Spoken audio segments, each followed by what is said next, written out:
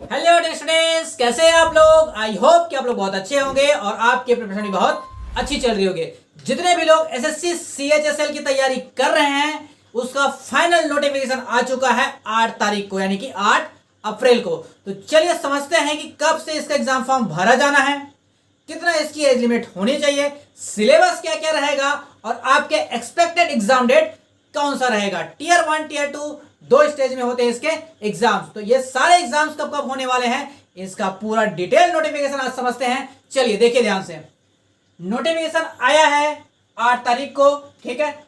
और exam form आप जो भर पाएंगे, ध्यान से समझने की कोशिश कीजिएगा। एग्जाम फॉर्म जो आप भर पाएंगे, एग्जाम फॉर्म देखो, एग्जाम फॉर्म जो आप भर पाओगे वो 8 तारीख से लेकर यानी कि 8 अप्रैल से लेकर 7 मई के बीच आप कभी भी अपने एग्जाम फॉर्म भर सकते हैं। लेकिन ध्यान में रखिएगा, एक दो दिन के बाद जब आपको समझ में आ जाएगा कि कैसे इस एग्जाम फॉर्म भरा जाना है, पहले डिटेल में समझिए कि किस तरह से एग्जाम फॉर्म भरा जाएगा, फिर तुरंत ही 4-5 दिनों में आप एग्जाम फॉर्म भर दीजिए। लास्ट डेट तक इंतजार नहीं करेंगे, ध्यान में रखिएगा बात। और इसका जो एक्सपेक्टेड एग्जाम रहेगा टीयर 1, देखो ध्यान से, टीयर 1 का जो एक्सपेक्टेड डेट दिया गया है जून जुलाई 2024 में इसका एग्जाम लिया जाएगा। ध्यान से समझने की कोशिश कीजिए, जून जुलाई 2024 में इसका एग्जाम लिया जाएगा। टीयर 1 का कंप्यूटर बेस्ड एग्जामिनेशन होगा, सीबीटी बेस्ड एग्जाम होता है। वहीं टीयर 2 की बात किया जाए, अगर टीयर 2 की बात किया जाए तो टू बी नोटिफाइड लेटर लिखा गया है। कहने का मतलब यह है कि बाद में इसका रिवील करेगा कि कब इसका एग्जाम लिया जाएगा, ठीक है। हालांकि मैं आपको बता देता हूं कि इन दोनों के बीच में टीयर 1 और टीयर 2 के बीच में ज्यादा गैप नहीं रहता है। ज्यादा से ज्यादा 2.5 महीने या मैक्सिमम 3 महीने का ही समय रहता है, उससे ज्यादा नहीं देता है। तो जो लोग पहले से प्रिपरेशन कर रहे हैं, टीयर 2 को लेकर भी सीरियस है, टीयर 1 के लेकर भी सीरियस है और दोनों को एक साथ तैयारी कर रहे हैं, उनको बहुत ज्यादा फायदा होने वाला है। और अगर आपने अपनी प्रिपरेशन अभी स्टार्ट नहीं किया है तो अभी से स्टार्ट कर दीजिए, क्योंकि अभी भी आपके पास समय है कि आप उसका एग्जाम की तैयारी बेहतर तरीके से कर सकते हैं, ठीक है। बिल्कुल सीरियस मोड पे आप लोग आ जाइए, ठीक है। चलिए आगे चलते हैं कि आगे क्या क्या बोला गया है इसमें, ध्यान समझिए। पे स्केल देखो ध्यान से, पे स्केल क्या क्या नोटिफिकेशन में रहेगा। पे स्केल कहने का मतलब यह है कौन कौन से वैकेंसी इसमें रहेंगे और कितना कितना उसकी सैलरी बनती है। लोअर डिवीजन क्लर्क पहले आता है, कितना, लोअर डिवीजन क्लर्क एलडीसी का पोस्ट रहता है, जूनियर सेक्रेटरीट असिस्टेंट का पोस्ट रहता है। पे स्केल इसका रहता है लेवल 2 के बेस पे रहता है, ठीक है। सैलरी आप देख सकते हो क्या क्या इसका रहता है। आगे चलते हैं, इसके आगे ध्यान से देखिए। इसके बाद जो पोस्ट रहता है वो है आपका डाटा एंट्री ऑपरेटर। क्या रहता है, डाटा एंट्री ऑपरेटर, ठीक है जी। इसमें लेवल 4 और लेवल 5 के सैलरी मिलते हैं आपको। एक और रहता है data entry operator grade A. क्या होता है, data entry operator grade A, पे लेवल रहता है 4 का, ठीक है। इसकी सैलरी बनती है लगभग 25,500 से लेकर 81,100 के बीच में इसका पे स्केल बनता है। ध्यान देने वाली बात यह है कि टोटल वैकेंसी कितना है, टेंटेटिव वैकेंसी जो अभी दिया गया है पिछले साल के मुकाबले में जस्ट 2 गुना है। कितना है, 2 गुना वैकेंसी आया है आपके लिए, तो बेहतर तैयारी करिए भाई।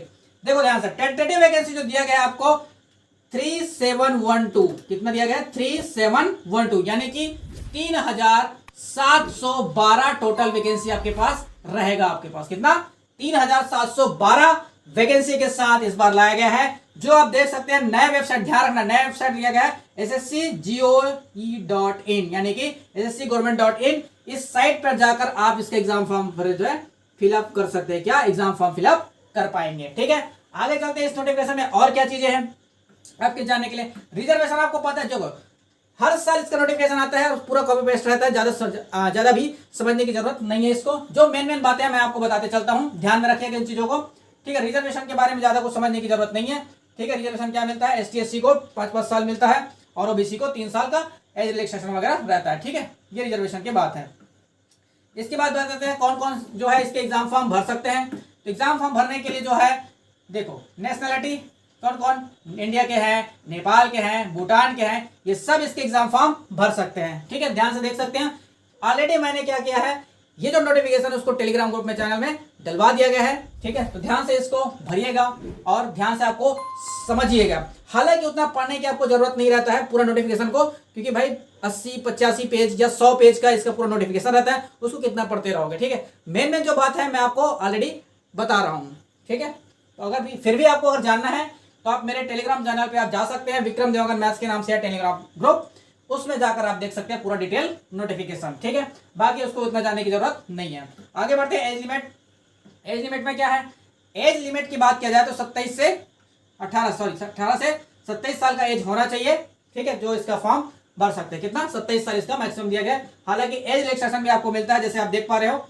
ST SC, देखो ST SC में आपको 5 साल की छूट देना है, जैसे अब मैंने आपको बता रहा था जस्ट अभी। OBC के बारे में दिया गया है 3 साल, वैसी सारी चीजें दिया गया है। PWD OBC का दिया गया है, फिर ST SC का दिया गया है, कितने कितने रिलैक्सेशन रहते हैं, ठीक है, समझ में आ गया। चलते हैं अगले, नेक्स्ट क्या बोला गया है आगे, नेक्स्ट की बात किया गया है। एक और चीज मैं आपको बता दे रहा हूं, अभी दिख रहा है, इसके जो क्वालिफिकेशन है, यानी कि आप कितना पढ़े लिखे होना चाहिए मिनिमम, ध्यान समझिए। मिनिमम क्वालिफिकेशन क्या होना चाहिए, मिनिमम क्वालिफिकेशन क्या होना चाहिए, क्वालिफिकेशन क्या होना चाहिए, ठीक है, कहीं पर लिखा होगा क्वालिफिकेशन क्या होना चाहिए, यानी कि मिनिमम आपके पास कितना क्वालिफाई आप हो, किसका एग्जाम फॉर्म भर सकते हो। तो मिनिमम है आपका कितना, 12th पास, कितना है, 12th पास अगर आप है किसी भी स्ट्रीम में, चाहे आप साइंस वाले हो, चाहे आर्ट्स वाले हो, चाहे कॉमर्स बैकग्राउंड से हो, किसी भी बैकग्राउंड से हो, तो इसका एग्जाम फॉर्म भर सकते हो। कितना, 12th पास होना चाहिए, कितना, 12th पास, ठीक है। हालांकि इसके बाद भी आप ग्रेजुएट हो, PG हो, ठीक है, इसके बाद PhD भी कर लिए हो, इंजीनियरिंग करते हो, कोई भी हो, मिनिमम 12th रहना चाहिए। बाकी आप फॉर्म भर सकते हो चाहे कितने भी पढ़े हो, ठीक है जी। नेक्स्ट चलते हैं, इसके आगे क्या बात किया जा रहा है।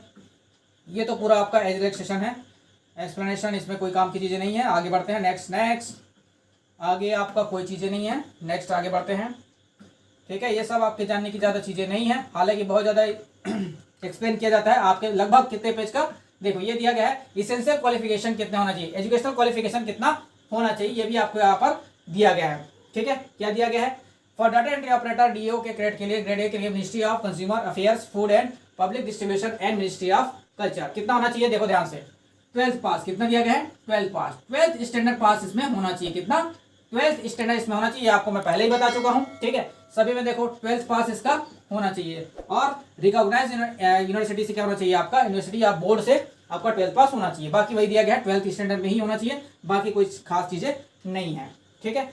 1/8/2024 की स्थिति में आपके पास रिजल्ट होना चाहिए, कितना, 1/8/2024 की स्थिति में आपके पास क्या होना चाहिए, आपका क्वालिफिकेशन हो जाया रहना चाहिए, यानी कि आपके पास रिजल्ट हाथ में रहना चाहिए कब, 1/8/2024 के स्थिति में, ठीक है। ये रहा आपका क्वालिफिकेशन, ये मैंने आपको पहले ही बता दिया। नेक्स्ट अगर चलते हैं आगे, डॉक्यूमेंट वेरिफिकेशन, ये सब कोई जानने की जरूरत नहीं है। हाउ टू अप्लाई, अप्लाई कहाँ से कर सकते हो, मैं पहले ही बता चुका, कौन से साइट पे, ssc.nic.in, यहाँ पर भी जा सकते हो, और साथ ही आप कहाँ जा सकते हो, ssc.gov.in, यहाँ पर भी आप जाके भर सकते हो। देखो ध्यान से, न्यू वेबसाइट है आपका, यहाँ पर जाके आपको रजिस्ट्रेशन करना होगा, रजिस्ट्रेशन करने के बाद आप परमानेंटली वहाँ पर रजिस्टर्ड हो जाएंगे, फिर उसके बाद आप अपना फॉर्म फिलअप कर सकते हैं, ठीक है। ये रहा। नेक्स्ट आप बात करते हैं आगे कुछ दिया है जी, आगे नेक्स्ट एप्लीकेशन फी आपसे कितना लिया जाएगा। देखो सेंट्रल का वैकेंसी है, सेंट्रल के वैकेंसी में ज्यादा फीस रहता नहीं है, ठीक है, ज्यादातर एसएससी के केस में ज्यादा फीस नहीं होता। जैसे हालांकि आप देखोगे कि रेलवे जो रहता है वो लगभग 400-500 ऐसा पे करना पड़ता है फीस, लेकिन यहाँ पर देखो एसएससी का केस है, तो यहाँ पर कभी भी आपको 400-500 नहीं, बल्कि कितना देना पड़ता है आपको, 100 रुपए, 100 रुपए का एग्जाम फॉर्म बराबर, ठीक है, 100 रुपए का एग्जाम फॉर्म आपको भरना है, बस, इससे ज्यादा और आपको नहीं मांगा जाता है एसएससी के थ्रू, ठीक है। नेक्स्ट पढ़ते हैं आगे, ये सब कोई काम की चीजें नहीं है आपके लिए, कोई खास बातें नहीं दिया गया है इसमें, वही कॉपी पेस्ट रहता है। नेक्स्ट हाँ, ये क्या दिया गया है जी, हाँ सेंट्रल। देखो जब कभी भी आप एग्जाम फॉर्म भरोगे, ठीक है, एग्जाम फॉर्म जब कभी भी आप भरोगे तो बहुत ध्यान से आराम से अपना सेंटर डिसाइड करना कि कौन सा सेंटर आपको लेना है। आपके जो जहां पर आप रहते हो, ठीक है, जहां आपका रेसिडेंशियल एरिया है, उसी एरिया में आपको क्या देना है, एग्जाम सेंटर देना है, क्योंकि ये बहुत काम की चीज है। आप सपोज करो कि आप रह रहे हो कहीं पर और वहां पे आपको 1000 किलोमीटर, 1200 किलोमीटर या 1500 किलोमीटर के डिस्टेंस में आपने अगर एग्जाम फॉर्म भर दिया या आपका एग्जाम सेंटर दे दिया, तो आपके लिए बहुत तकलीफ हो जाएगा वहां पर जाने के लिए। तो एग्जाम सेंटर आप बहुत ध्यान से आराम से भरिएगा। इसका जो डिटेल है यहाँ पर दे दिया गया, देखो ध्यान से, अलग अलग जोन वाइज, अलग अलग डिस्ट्रिक्ट में बहुत सारे क्या दिया गया है, आपको सेंटर दिया गया है, सेंटर बनाया गया, बहुत सारा सेंटर बनाया गया है, इसको देखकर आप आराम से भरिएगा, ठीक है। नेक्स्ट बात करते हैं कि एग्जाम कैसे कैसे होगा, ठीक है जी। एग्जाम किस तरह से होना है, ध्यान से समझिए। एक होता है टीयर 1, पहले ही बता दिया, और दो होता है टीयर 2, ठीक है। फाइनल होता है टीयर 2 से, ये तो क्वालिफाइंग रहता है, क्वालिफाइंग रहता है, क्या होता है, क्वालिफाइंग रहता है, ये इसका निकल क्या है, क्वालिफाइंग नेचर है। जो मेरिट लिस्ट जो तैयार होगा वो टीयर 2 से डिसाइड होता है, ठीक है। चलिए नेक्स्ट चलते हैं आगे। नेक्स्ट की अगर बात किया जाए, नेक्स्ट आगे क्या है, हाँ इसके सिलेबस में कैसे कैसे एग्जाम फॉर्म में आएगा, सॉरी एग्जाम कैसे कैसे होगा ये ध्यान से समझिए।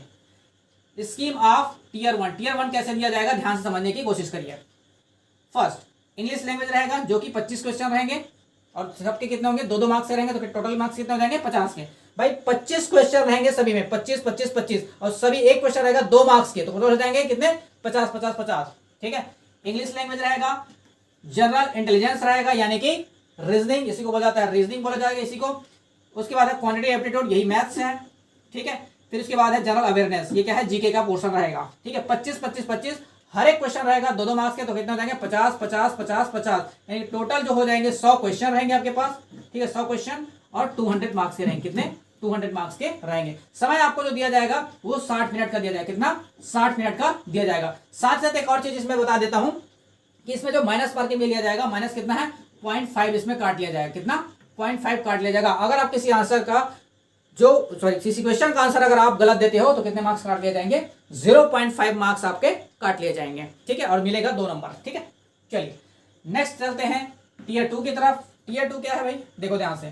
टीयर 2 अलग अलग मॉड्यूल वाइज, सेशन वाइज और सेक्शन वाइज बांट दिया गया, ध्यान से समझने की कोशिश कीजिए। सबसे पहले तो टीयर 2 को बांटा गया सेशन में, ठीक है सेशन, फिर सेशन को बांटा गया सेक्शन में, देखो ध्यान से सेक्शन में। और सेक्शन 1 में जो मॉड्यूल दिया गया है वो है फर्स्ट है मैथमेटिक्स और रीजनिंग दिया गया है, मैथमेटिक्स और रीजनिंग। इसमें आएगा 30-30 क्वेश्चन, कितने 30-30 क्वेश्चन आएगा मैथ्स और रीजनिंग के। टोटल सेक्शन कितने हो जाएंगे, टोटल नंबर ऑफ क्वेश्चन हो जाते हैं 60 क्वेश्चन और ईच क्वेश्चन आते हैं 3 मार्क्स के, तो टोटल कितने मार्क्स हो जाएंगे 180 मार्क्स से दिए जाएंगे। इसके लिए आपको जो समय दिया जाएगा वो रहेगा 1 घंटे, कितना 1 घंटे का समय दिया जाएगा। इसके आगे अगर बढ़ते हैं तो ध्यान से देखिए सेक्शन 2 की अगर बात किया जाए, सेक्शन 2 को भी मॉड्यूल वाइज दिया गया, मॉड्यूल 1 और मॉड्यूल 2। मॉड्यूल 1 में जो बात किया जाएगा इंग्लिश की, कितना इंग्लिश लैंग्वेज की बात किया जा रहा है, और मॉड्यूल 2 की अगर बात किया जाए तो जनरल अवेयरनेस की बात किया जा रहा है। हालांकि देखो मॉड्यूल 2 में मॉड्यूल 2 में जनरल अवेयरनेस की बात की जाए यानी जीके की बात की जाए, और मॉड्यूल 1 में हालांकि देखो ध्यान से इंग्लिश का जो वेटेज है ना वो एसएससी ने बढ़ाया हुआ है। ठीक है, इंग्लिश का वेटेज वो शुरुआत से बढ़ा दिया गया है। ठीक है, चलिए वो 2023 से बढ़ा हुआ है। 40 क्वेश्चन आएंगे किसके, इंग्लिश के। 20 क्वेश्चन किसके आएंगे, जनरल अवेयरनेस। टोटल कितने होते हैं 60 क्वेश्चन।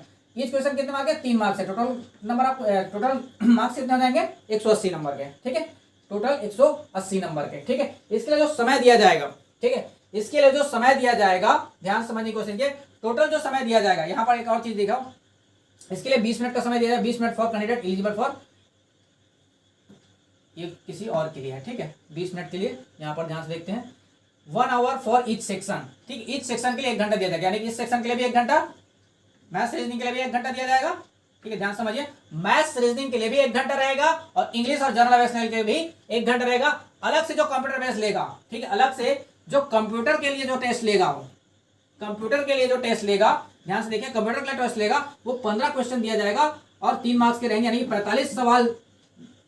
ठीक है, 15 सवाल अगर आप 45 नहीं 15 सवाल अगर आप सही करते हो तो 45 नंबर आपको मिलते हैं। मतलब ईच क्वेश्चन कितना रहेगा 3 मार्क्स का रहेगा, इसलिए सिर्फ और सिर्फ दिया जाता है 15 मिनट। यानी कि टोटल जो मार्क्स दिया जाएंगे, ठीक है टोटल जब देखोगे तो ये हो गया 180, वो हो गया 180 और ये 45। ठीक है, 180 180 और 45। और इसके लिए टोटल समय जो आपके पास, ध्यान से देखिए टोटल समय जो रहता है आपके पास वो दिया गया है आपको, कितना कहा गया जी टोटल समय, हाँ ये दिया गया है। टोटल समय जो दिया गया है आपको 2 घंटे 15 मिनट। ठीक है, 1 घंटे मैथ्स रीजनिंग के लिए, ध्यान समझिए 1 घंटा मैथ्स रीजनिंग के लिए, और 1 घंटा जो रहेगा वो इंग्लिश और जीके के लिए दिया गया है, और 15 मिनट आपको ले दिया गया है किसके लिए, कंप्यूटर के लिए दिया गया है। ठीक है जी, और इसके आगे जैसे डाटा एंट्री ऑपरेटर है तो उसके लिए स्किल टेस्ट लेगा।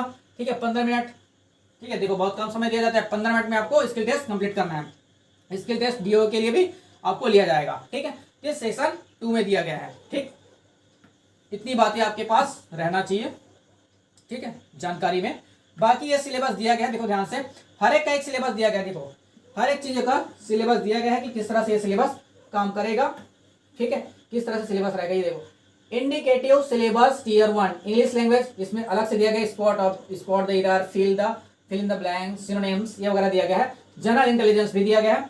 तो ध्यान से देखिए ये सारी चीजें आपको सिलेबस में दिया गया है। ये सारे सिलेबस मैंने क्या किया है, टेलीग्राम जो, ठीक है Telegram group Vikram Dewangan maths के नाम से टेलीग्राम चैनल है, वहां पर जाइए, आपको ये नोटिफिकेशन मिल जाएगा जिसको आप आराम से पढ़ सकते हो। ये बहुत सारे दिए गए हैं आपके सिलेबस में, ठीक है। जैसे मैथ्स की अगर बात किया जाए तो उसमें अर्थमेटिक और एडवांस दोनों पोर्शन दिया जाएगा, ठीक है। इंग्लिश का वैसे ही, कंप्यूटर बेस का वैसे ही, ऐसे ही पूरा सिलेबस आपका दिया गया है। इसको आप आराम से जाके देख सकते हैं, ठीक है। बाकी कोई खास जानने की चीज़ें नहीं है, आप आराम से अपनी तैयारी करिए, फॉर्म को जल्दी से जल्दी भर दीजिएगा, ठीक है। पहले समझ जाइए कि एग्जाम फॉर्म कैसे भरा जाता है, फिर उसके बाद आप आराम से भर सकते हैं। मेरे ख्याल से और इसमें कोई जानकारी नहीं है, ठीक है। बाकी सारा चीज़ें मैंने बता दिया कि एग्ज़ाम कैसे भरना है, ठीक है, कब से भरा जाना है, इस बात को ध्यान में रखेंगे, ठीक। ये और नहीं है, ठीक है। ये कुछ ये जैसे भी दिया गया है कि किस तरह से आपको एग्ज़ाम फॉर्म भरना है, ठीक है, कहाँ पे जाना है। वन टाइम रजिस्ट्रेशन भी आपको करना है, देखो ध्यान से, वन टाइम रजिस्ट्रेशन भी आपको करना होगा, ठीक है। वन टाइम रजिस्ट्रेशन भी आपको करने हैं, ठीक है। जब साइट पे आप जाओगे तो आप आराम से भर पाओगे, ठीक है। साइट पे जब जाओगे वन टाइम रजिस्ट्रेशन कंटिन्यू करोगे, आपका पासवर्ड सेट करोगे, ठीक है। फिर पर्सनल डिटेल वगैरह भी सेव करोगे, ठीक है। क्या क्या जिससे यहाँ पर पूछा गया है ये सब आप ध्यान से आराम से भरिएगा, ठीक है, साइट पे जाने के बाद, ठीक है। समझ में आया? तो टोटल वैकेंसी आपके पास 3712 वैकेंसी। डेट ध्यान में रखिएगा कि 8 अप्रैल से लेकर 7 मई तक आप एग्जाम फॉर्म भर सकते हैं। लास्ट डेट तक कभी भी इंतजार मत करिएगा, ठीक है, क्योंकि लास्ट टाइम में कुछ भी हो जाता है तो वो गलती आप मत करिएगा, ठीक है। थोड़ा सा 3-4 दिन बाद आप क्या करिए, अपने एग्जाम फॉर्म भर दीजिए पूरी समझने के बाद। पूरी तरह से जब आप समझ जाओगे तो एग्जाम फॉर्म भर दीजिएगा, ठीक है। अगर आप इस चैनल पे नए हैं तो जल्दी से चैनल को सब्सक्राइब कर लीजिए ताकि टाइम टू टाइम नोटिफिकेशन आपको मिलता रहे और आपके प्रिपरेशन में कोई बाधा ना आए, ठीक है। चलिए मिलते हैं हम लोग नेक्स्ट वीडियो में, बाय।